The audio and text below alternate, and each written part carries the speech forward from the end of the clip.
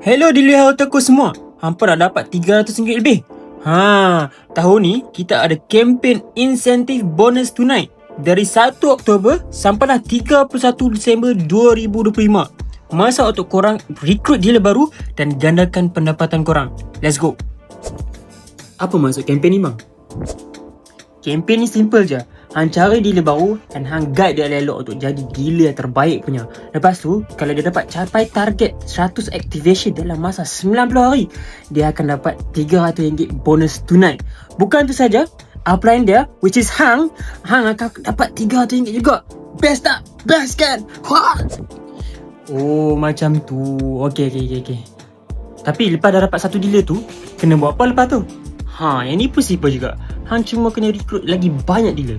Ingat ni, lagi banyak dealer, lagi banyak hang dapat.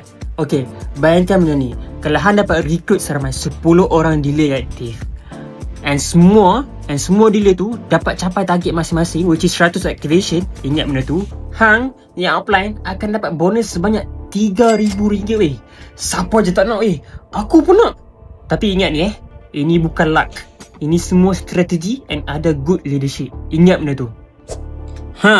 Inilah masa untuk semua dealer Hello Telco semua buktikan bisnes ni memang bagi hasil kalau kita plan, execute betul-betul.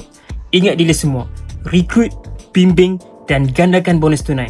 Ingat ya guys, kempen ni habis 31 Disember 2025. Semua dealer boleh join. Siapa tak join, korang rugi.